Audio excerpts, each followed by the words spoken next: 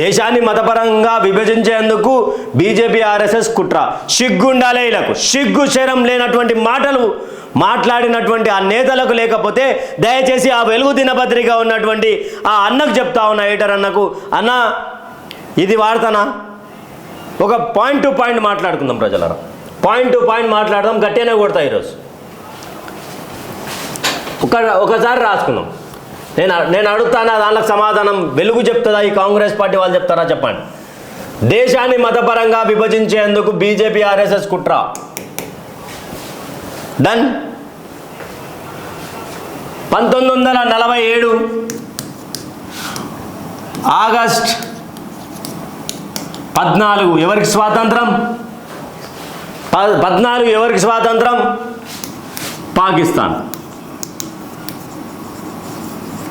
పాకిస్తాన్కి స్వాతంత్రం. 1947 కాకుండా 1946 ఈ యొక్క స్వాతంత్రం దేనిలో కలిసి ఉండే? భారత్లో ఉండే, మన భారతదేశంలో కలిసి ఉండే. అవును కదా? 1947 ఆగస్టు 14 తారీఖున వాళ్ళు విభజించబడ్డారు కదా. వాళ్ళు ఏ ప్రాతిపదికన విభజించబడ్డారు? ఆ రోజు భారతీయ జనతా పార్టీ ఉన్నదా? ఆర్ఎస్ఎస్ ఉన్నది. ఆర్ఎస్ఎస్ స్వాతంత్ర ఉద్యమంలో కీలకంగా పనిచేసింది. ఆర్ఎస్ఎస్ కీలకంగా పనిచేసింది. ఆ రోజు భారతీయ జనతా పార్టీ ఉన్నదా? లేదు కదా, లేదు కదా. మరి ఆ రోజు దేశాన్ని మతపరంగా విడగొట్టకపోయి ఉంటే, ఆ రోజు దేశాన్ని మతపరంగా చూడకపోయి ఉంటే, దేశాన్ని మతపరంగా చూడకపోయి ఉంటే, మీరు మాట్లాడినట్టే మాట్లాడుకుందాం. మనం దేశాన్ని మతపరంగా చూడకపోయింటే ఎలా ఏ విభజన ప్రకారం ఏ విధంగా భారతదేశాన్ని 2 ముక్కలు చేసిరు చెప్పాలి. కాంగ్రెస్ వాళ్ళే చెప్పాలి. కాంగ్రెస్ వాళ్ళ చేతిలోనే జరిగింది. నెహ్రూ, గాంధీ వీళ్ళంతా ఎవరండి? కాంగ్రెస్ పూజించేటువంటి దేవుళ్ళు కాదా వాళ్ళ పార్టీకి? 1947 కంటే స్వాతంత్రం రాకముందు ఒక 3 నెలల ముందు, 4 నెలల ముందు అందరం కలిసే ఉన్నాం కదా అన్నదమ్ముల్లాగా. ఆ రోజు మరి ఏ ప్రాతిపదికన భారతదేశాన్ని విడగొట్టిర్రు? జమ్మూ కాశ్మీర్ లాక్కపోతుంటే కళ్ళు మూసుకొని కూర్చున్నది ఎవరు? మీరు కాదా? ఈరోజు మాట్లాడినటువంటి ఈయన కుటుంబం కాదా? వీళ్ళకి సంబంధించినటువంటి 2 కుటుంబాలు కావా? వీళ్ళందరికీ పార్టీకి సంబంధించినటువంటి వాళ్ళ దేవుడు కాదా? నెహ్రూజీ కాదా ఆ రోజు భారతదేశాన్ని విడగొట్టింది?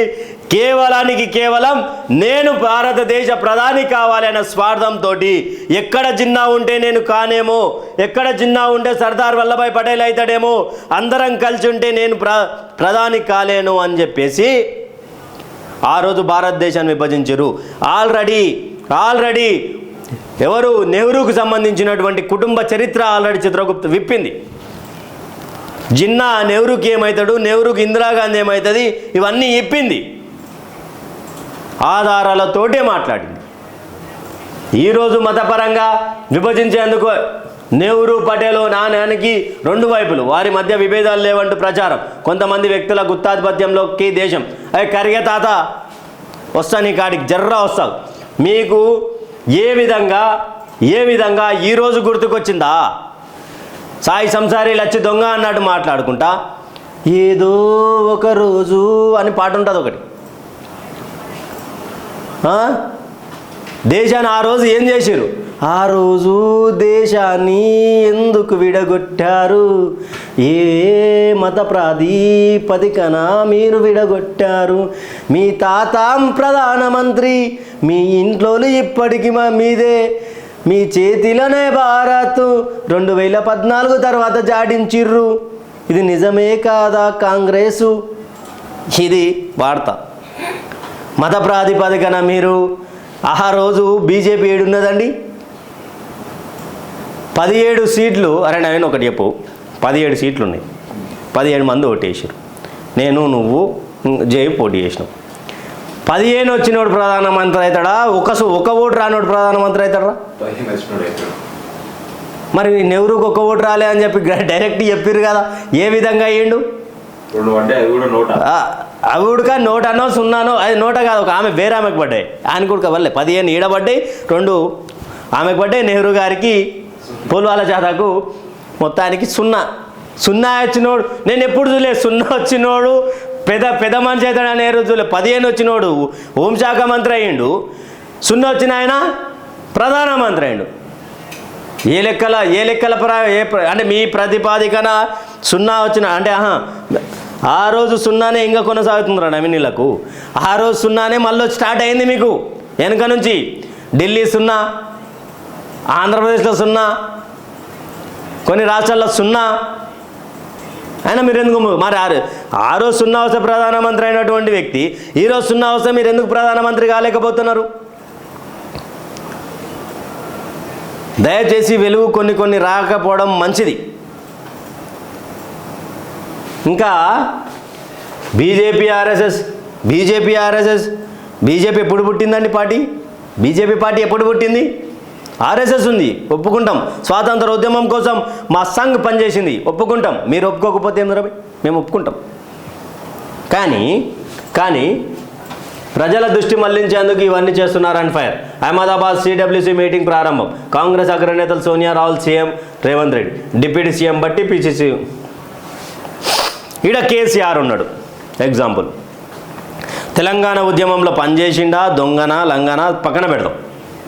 తెలంగాణ ఉద్యమ నాయకుడిగా ఉన్నాడు, పార్టీని నిలబెట్టిండు, పార్టీ అధ్యక్షుడైన ఆయనకు అర్హత ఉన్నది. ఆయనకు ఒక అర్హత ఉన్నది పార్టీ. అది రాహుల్ గాంధీకి, సోనియా గాంధీకి ఏం అర్హత ఉన్నది కాంగ్రెస్ అగ్రనేతలుగా ఉండడానికి? వాళ్ళింటికే పరిమితమా కాంగ్రెస్ పార్టీ అని అడుగుతా ఉన్నాం. వాళ్ళింటికే పరిమితమా కాంగ్రెస్ పార్టీ? ఎవరికి పరిమితం కాదా? ఎవరు మాట్లాడొద్దా? వేరే వాళ్ళు అట్లా ఇలాంటి వ్యతిరేక పవనాలు వీస్తున్నాయని చెప్పేసి ఒక కిరికిరి మాటలు మాట్లాడే కరిగే తాతను తీసుకొచ్చి కూర్చోబెట్టిరాడ. సమజ్ అవుతుందా మీకు? కిరికిరి తాతను తీసుకొచ్చి కూర్చోబెట్టిరు. ఆయన ఏం మాట్లాడాలన్నా మీరే స్క్రిప్ట్ ఇవ్వాలి. వాటర్ బాటిల్ తాగిన వాటర్ బాటిల్ మూత పెడితే మళ్ళీ ఆడే ఇంకో ఖాళీ ఉన్న సీజన్ తాగేటటువంటి రకం మీరు. మహాకుంభ కోతే ఈ కరిగే తాత మాటలు ఎట్లుంటాయి? మహాకుంభ కోతే దరిద్రం పోతుంది అంటే ఈయన ఇఫ్తార్ విందులోకి పోతే దరిద్రం పోతుంది, చర్చిల క్రిస్మస్ పండుగకు పోతే దరిద్రం పోతుంది. కానీ హైందవ సనాతనానికి సంబంధించినటువంటి సాంప్రదాయాలను పాటిస్తే పోదు. ఇదేనా?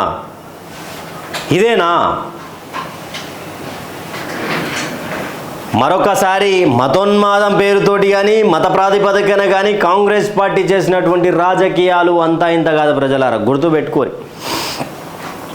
కాంగ్రెస్ పార్టీ చేసేటువంటి అయితే ఒకసారి మీ కామెంట్ల రూపంలో చెప్పు, నేను కామెంట్లు తీసుకుంటా. కాంగ్రెస్ పార్టీ మత ప్రాతిపదికన భారతీయ జనతా పార్టీ రాజకీయం చేస్తుందని చెప్పి మాట్లాడుతూ ఉన్నాడు. నిజమా?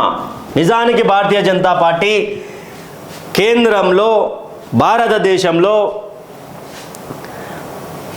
ఇది మన మత రాజకీయాలు చేస్తుందా? ఎందుకు నిన్నగాక మొన్న ఈ యొక్క కాంగ్రెస్ పార్టీకి సంబంధించినటువంటి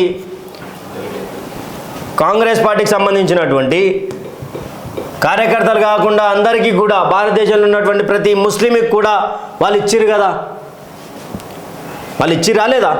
మరి దాని మీద మాట్లాడారు ఎందుకు వీళ్ళు? దాని మీద ఎందుకు మాట్లాడారండి వీళ్ళు? మాట్లాడారు వీళ్ళకి ఎందుకంటే వీళ్ళకు ఇలాంటివి జరగవు. ఒకసారి మీ కామెంట్ల రూపంలో చెప్పుర్రి, జర్రంత స్లో ఉన్నది.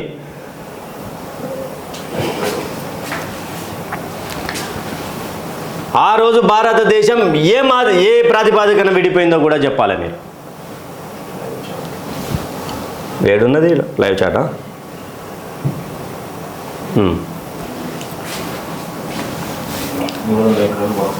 ఒక్క నిమిషం.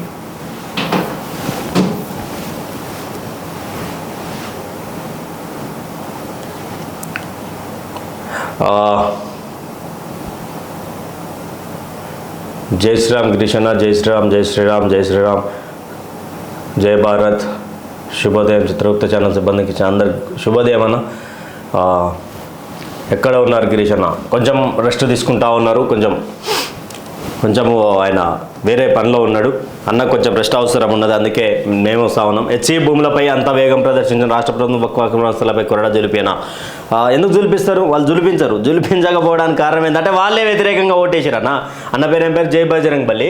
బజరంగ్ బలి అన్న వాళ్ళే వ్యతిరేక భూములు, వాళ్ళే వ్యతిరేకంగా ఓటేసారు. వాడేతో దాని మీద జులిపిస్తారు? వాళ్ళతోనే అవుతుందా? అసలు అక్బరుద్దీన్ అసదుద్దీన్ని కాదని వీళ్ళు రాజకీయం చేయగలుగుతారా? వీళ్ళు వాళ్ళని ఆయనను విమర్శించగలుగుతారా? అక్బర్ భాయ్ ఆప్ థోడాసా సమయం దియోతో మై తెలుగు మే బాత్ కరుంగా అని చెప్పేసి ఒక సభా అధ్యక్షుడు అసెంబ్లీ వేదికగా మాట్లాడినటువంటి తరుణం చూసినాం, మాట్లాడినటువంటి విషయం చూసినాం. మనం పిచ్చోళ్ళం అంతే. ఐ సపోర్ట్ గిరీష్ దారమని, భారత్ మాతాకి జై, థ్యాంక్ యూ అన్న. ఇక ఇంకేమున్నాయి?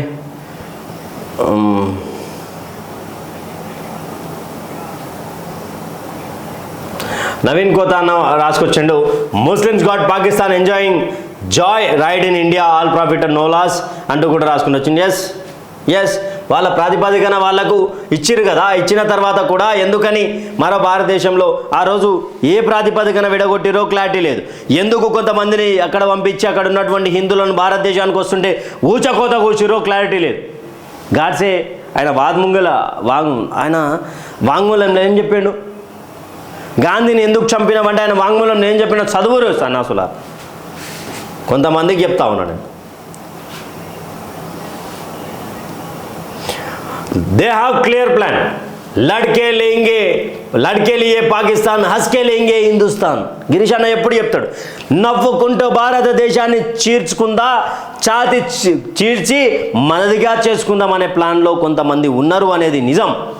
తర్వాత ఇక వచ్చింది ఖర్గే తాత గురించి వచ్చింది. ఇక ఏదేది మన ఖర్గే తాత.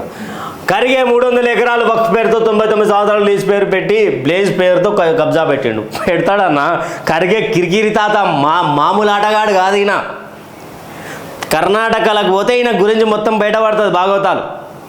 మరి అందుకే ఆయనను ఆయన గురించి ఏమనుకుంటున్నాం మనం ఆయన గురించి మాట్లాడంత గొప్పలమా? 300 ఎకరాలు అయితే 1000 ఎకరాలు పెట్టుకుంటాడు, వక్ఫ్ పేరుతో పెట్టుకుంటాడు. అందుకే గదాలు వ్యతిరేకంగా ఓటేసింది. దాంట్లో సరే వీళ్ళందరూ ఎందుకు మరి వక్ఫ్ పేరుతో రాజకీయాలు చేస్తూ ఉన్నారు ప్రజలారా? ఇక కామెంట్లు తీసుకుందాం.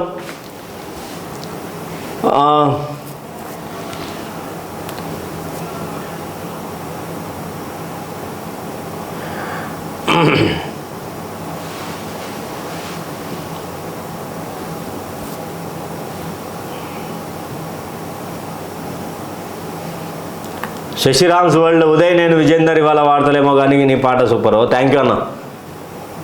రఘు బీజేపీ అధ్యక్షుడు ద్వారా వార్తలు రోజు చూస్తూ ఉంటామన్న. థ్యాంక్ యూ అన్న. మీ ఇలాంటి ఆదరణ ఇచ్చేటువంటి వాళ్ళు ఉన్న రోజులు నిజాలు నిర్భయంగా బయటకు వస్తాయి అన్న. సుప్రీంకోర్టు త్యాగా లలిత్ అన్న, సుప్రీంకోర్టు గవర్నర్ విషయంలో సంచలన తీర్పు ఇచ్చినప్పుడు పార్టీలు మారిన ఎమ్మెల్యే విషయంలో స్పీకర్పై 100% సంచలన తీర్పు ఇవ్వవచ్చు అని ఊహించవచ్చు అన్న. ఎస్, ఊహించవచ్చు. మళ్ళా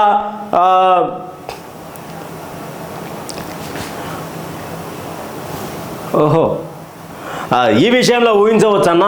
ఎందుకు ఊహించవచ్చు అంటే గతంలో ఎక్కడా లేనటువంటి సుప్రీంకోర్టు అయితే క్లియర్ చెప్పింది, మేము గతంలో ఎలాంటి పరిస్థితుల్లో కూడా ఇలాంటి యాక్షన్ తీసుకోలేదు.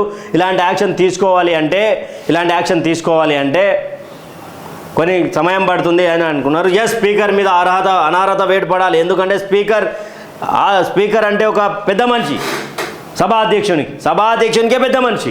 అలాంటి వ్యక్తి మీద కూడా జరగాలి.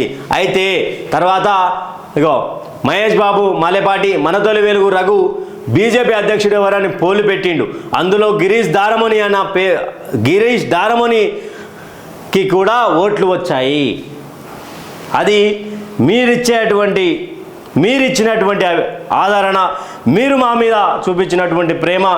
గిరీష్ అన్న నిక్కచ్చిగా నిలబడ్డటువంటి ఒక భారతీయ జనతా పార్టీ కార్యకర్త కాదైనా, కాషాయ కార్యకర్త, హైందవ గలమైన సనాతన సైనికుడు ఆయన. ఈరోజు గిరీష్ దారమోని ఇంట్లో కూర్చున్నాడు అంటే, గిరీష్ అన్న ఇంట్లో కూర్చున్నాడు అంటే ఆయన బయటికి అంటే ఆరోగ్య పరిస్థితులు బాలేవు అంటే కారణం ఎవరు? మన ఇంటోడు మన ఇంటి మీద దాడి చేయడం కాదా? మన ఇంటోడు మనని ముంచడం కాదా? మన కోసం మనం మాట్లాడుకొని మన ఇంటికి మచ్చబడ్డది పెయింట్ వేసుకుందామని క్లారిటీగా మాట్లాడినటువంటి అన్న మీద దాడి చేయడం ఈరోజు మనకు అవమానకరం కాదా? మన తొలి వెలుగులో ఓట్లేసినటువంటి గిరీష్ అన్నకు సపోర్ట్గా ఓట్లేసినటువంటి ప్రతి ఒక్కరికి, చిత్రగుప్త ఆదరిస్తున్నటువంటి ప్రతి ఒక్కరికి నా పాదాభివందనం చేస్తా ఉన్నా.